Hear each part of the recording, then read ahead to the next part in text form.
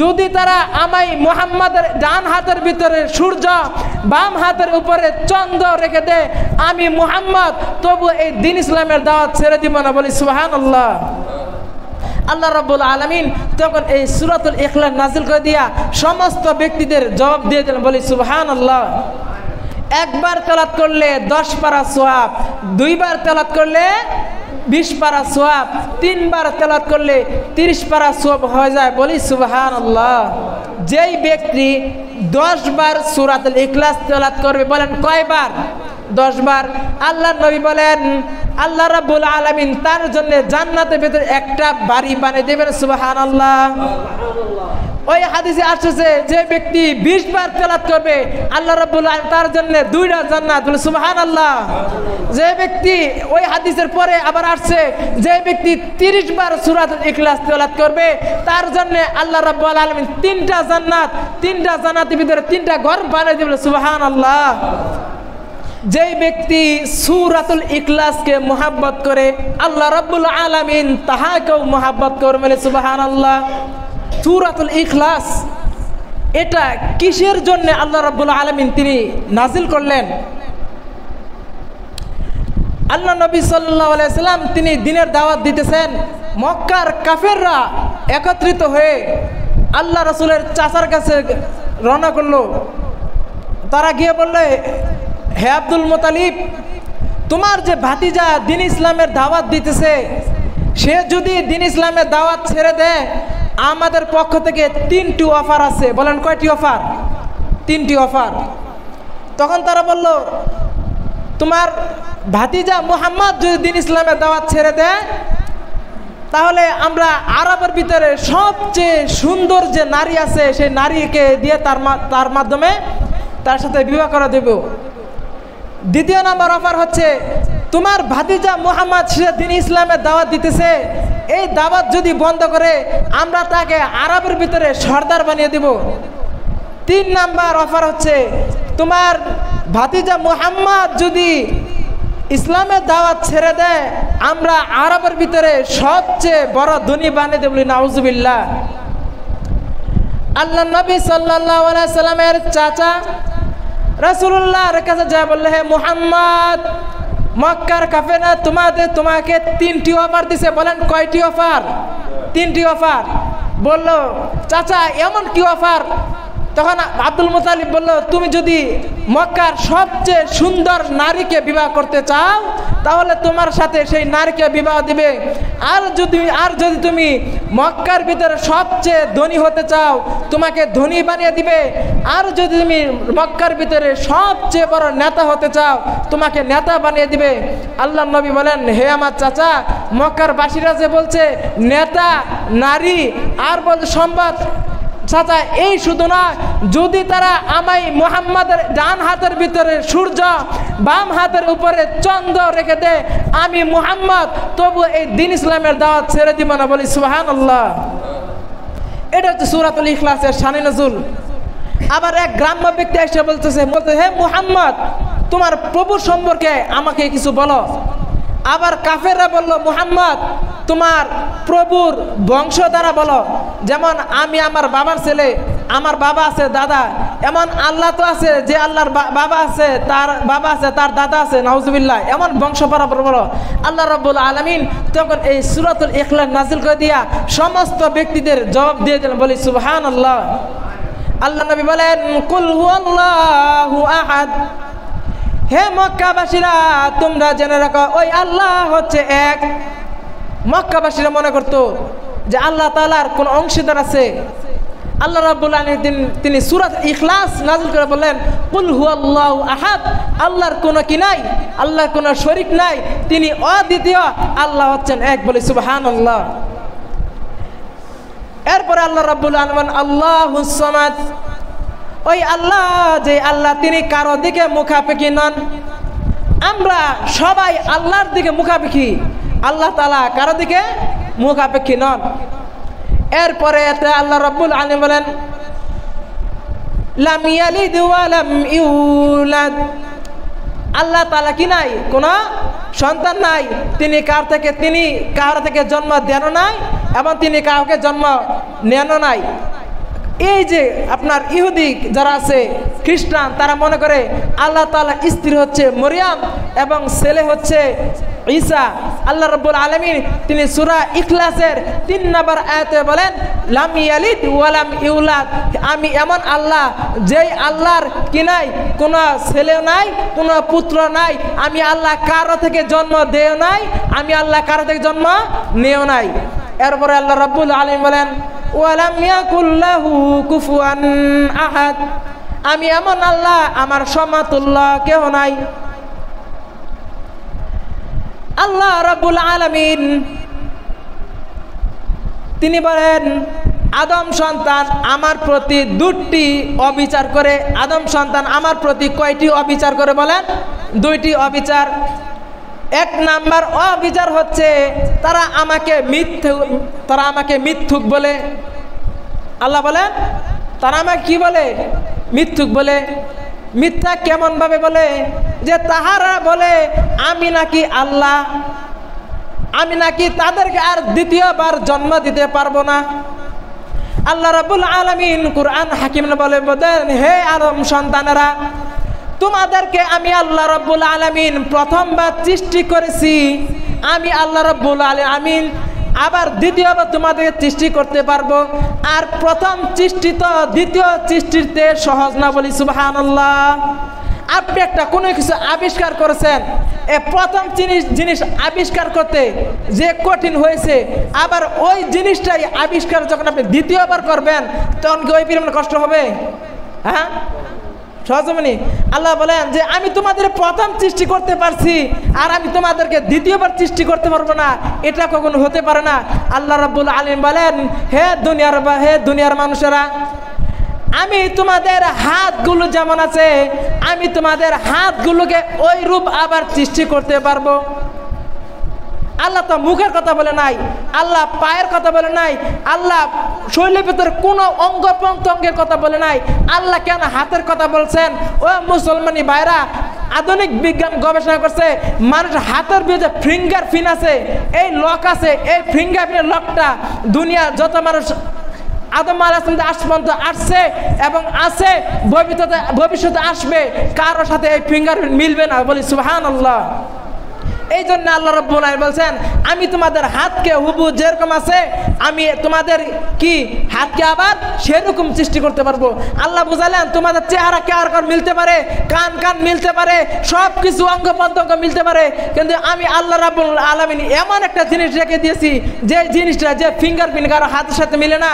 সুতরাং আমি আল্লাহ রাব্বুল আলামিন যদি ফিঙ্গারপ্রিন্ট তৈরি করতে পারি, তবে তোমাদের সম্পূর্ণ শরীর তৈরি করতে আমি আল্লাহ রাব্বুল আলামিনের কোনো একটি সেকেন্ডের সময় লাগবে না, বলি সুবহানাল্লাহ। এটা আল্লাহ রাব্বুল আলামিন বলেন। এরপরে আল্লাহ রাব্বুল আলামিন বলেন, আদম সন্তান আমার দিকে তারা আমাকে গালি দেয়। 2টি রটনা ছড়ায় আদম সন্তান। 1 নাম্বার রটনা কি? তারা আমাকে গালি দেয়, তারা আমাকে মিথ্যা বলে। মিথ্যা কোনটা কি? যে আমি আল্লাহ রাব্বুল আলামিন সৃষ্টি করতে পারছি আর নাকি ওদেরকে আমি সৃষ্টি করতে পারবো না, এটা তারা আমাকে মিথ্যা বলে, মিথ্যুক বলে। আর আল্লাহ বলেন আদম সন্তান আমাকে গালি দেয় কেমন ভাবে? আল্লাহ রাব্বুল আলামিন হাদিসের মধ্যে বলেন, আল্লাহ রাসূল বলেছেন, আল্লাহ বলেন আমি নাকি জন্ম দেই, আমি নাকি কারো থেকে জন্ম নিয়েছি, বলি নাউজুবিল্লাহ। আমাদের আল্লাহ রাব্বুল আলামিন তিনি কি কার থেকে জন্ম নিয়েছেন? হ্যাঁ, কার থেকে কাউকে জন্ম দিয়েছেন? আল্লাহ বলেন আদম সন্তান এই 2টা জিনিস ব্যাপারে আমাকে মিথ্যুক বলে, 2টা রটনা ছড়ায়। আল্লাহ নবী সাল্লাল্লাহু আলাইহি সাল্লাম হাদিসের মধ্যে বলেন, যখন কোন আদম সন্তান আল্লাহর সাথে শিরিক করে মাটিটা বিদীর্ণ হওয়ার উপক্রম হয়ে যায়, আকাশটা তুলার মতো ভেঙে চুরমার মতো হয়ে যায়, ওই জমিনটা, ওই আসমানটা ভেঙে টুকরো টুকরো হয়ে জমিনে পড়ার উপক্রম হয়ে যায়, এবং এই আসমান জমিন পাহাড় পর্বতগুলা বলে এটা কেমন ভাবে সম্ভব যে আদম সন্তানরা আল্লাহর সাথে শিরক করে জমিনটা ভেঙে চুরমার হয়ে যায়, এমন অবস্থা হয়ে যায়, আকাশটা ভেঙে জমিনে পড়ার উপক্রম হয়ে যায় এবং পাহাড়গুলা তোলার মতো উড়ার মতো এরকম হয়ে যায় এবং তাহারা বলে আকাশ জমিন পাহাড়গুলা বলে আদম সন্তান এটা কেমন ভাবে পারে যে তারা আল্লাহর সাথে শিরক করে। আল্লাহ রাব্বুল আলামিন এই যে সূরাতুল ইখলাস, এই সূরাতুল ইখলাসের ভিতরে তার সংক্ষিপ্ত গুণাবলী একবারে বিস্তারিত রেখেছেন।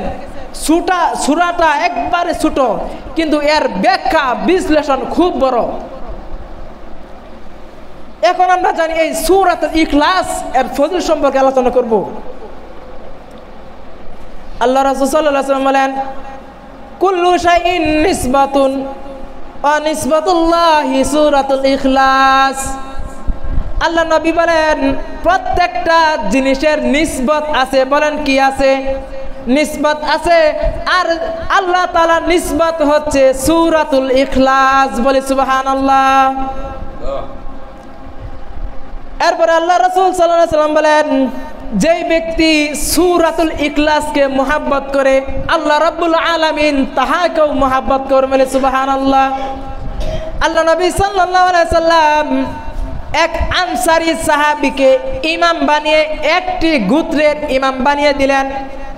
সে ইমাম শুধু নামাজের ভিতরে সূরাতুল ইখলাস তেলাওয়াত করে।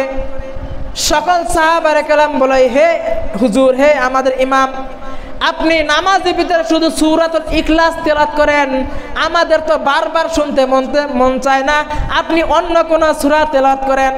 তখন সেই সাহাবী বলল তোমাদের যদি আমি ইমামকে পছন্দ হয় তাহলে আমার ইমাম রাখো, নইলে আমার ইমামতি বাদ দাও। তখন সব সাহাবে কেরাম আল্লাহ রাসূল কাছে এসে বলে ইয়া রাসূলুল্লাহ, আপনি যেই ইমাম দিছেন, যেই নেতা দিছেন, সেই ইমাম সাহেব শুধু নামাজের ভিতরে সূরাতুল ইখলাস বারবার তেলাওয়াত করে। আল্লাহ নবী বলেন তোমরা তাহাকে জিজ্ঞাসা করো সে কিসের জন্য নামাজের ভিতরে বেশি বেশি সূরাতুল ইখলাস তেলাওয়াত করে। তখন সাহাবে একরাম গিয়ে জিজ্ঞাসা করলো হে হুজুর, হে ইমাম সাহেব, হুজুর আপনি নামাজের ভিতরে বেশি বেশি সূরাতুল ইখলাস তেলাওয়াত করেন কেন? সেই ব্যক্তি বলল এই সূরাতুল ইখলাস হচ্ছে আল্লাহ তাআলার নিসবত, আর আল্লাহ রাব্বুল আলামিন এই সূরাতুল ইখলাসের মাধ্যমে তার সম্পূর্ণ পরিচয় দিয়েছেন। আর এই আমার কাছে এই সূরাতুল ইখলাস তেলাওয়াত করা ভালো লাগে। এই সংবাদ রাসূলুল্লাহর কাছে আসলো। রাসূলুল্লাহ সাল্লাল্লাহু আলাইহি ওয়াসাল্লাম বলেন আন্নাল্লাহা ইউহিব্বুহু। আল্লাহ রাসূল বলেন ওই যে ব্যক্তি সে যেমন সূরা ইখলাসকে ভালোবাসে আল্লাহ রাব্বুল আলামিন তাকেও ভালোবাসলো। বলি সুবহানাল্লাহ। এই জন্য নামাজের মধ্যে বেশি বেশি সূরাতুল ইখলাস তেলাওয়াত করবেন। সূরাতুল ইখলাস আরেকটি ফজিলত হচ্ছে যে ব্যক্তি মুহাব্বত নিয়ে সূরাতুল ইখলাস ইয়াকিনের সাথে পড়বে তার জন্য জান্নাত ওয়াজিব হয়ে যায়। বলি সুবহানাল্লাহ। হযরত আবু হুরায়রা রাদিয়াল্লাহু তাআলা আনহুর হাদিস, তিনি বলেন আমি আল্লাহ রাসূলের সঙ্গে কোনো এক জায়গায় রওনা করতেছি। আল্লাহ রাসূল শুনেন এক ব্যক্তি সূরাতুল ইখলাস তেলাওয়াত করতেছে। এই আওয়াজটা আল্লাহ রাসূলের কানে আসছে। আল্লাহ রাসূল বলেন ওয়াজাবাত। তখন আবু হুরায়রা রাদিয়াল্লাহু তাআলা আনহু তিনি চুপ হয়ে গেলেন। কিছুক্ষণ পরে জিজ্ঞাসা করলেন ইয়া রাসূলুল্লাহ মা ওয়াজাবাত। ইয়া রাসূলুল্লাহ আপনি বললেন ওয়াজিব হয়ে গেছে গা, কি ওয়াজিব হয়েছে বুঝলাম না তো কিছু। তখন আল্লাহ রাসূল বলেন ওই যে ব্যক্তি মনে ইয়াকিন নিয়ে সূরাতুল ইখলাস পড়ছে তার জন্য জান্নাতটা ওয়াজিব হয়ে গেছে। সুবহানাল্লাহ। কত বড় সওয়াব। এরপর হচ্ছে সূরাতুল ইখলাস এর ফজিলত অনেক রয়েছে। আল্লাহ রাসূল সাল্লাল্লাহু আলাইহি ওয়াসাল্লাম বলেন তোমাদের মধ্যে এমন কেউ আছে কি যে রাতের ভিতরে কুরআন শরীফের 1/3 তেলাওয়াত করতে পারবে? সাহাবায়ে কেরাম বলল ইয়া রাসূলুল্লাহ এটা সম্ভব কিনা যে এক রাতের ভিতরে কুরআন শরীফের 10 পারা তেলাওয়াত করব কেমনে ভাবে? আল্লাহ রাসূল বলেন যার সম্ভব না সে যেন সূরাতুল ইখলাস একবার তেলাওয়াত করবে। সুবহানাল্লাহ। একবার তেলাওয়াত করলে 10 পারা সওয়াব, দুইবার তেলাওয়াত করলে 20 পারা সওয়াব, তিনবার তেলাওয়াত করলে 30 পারা সওয়াব হয়ে যায়। বলি সুবহানাল্লাহ। দেখছেন কত বড় সওয়াব সূরা ইখলাসের।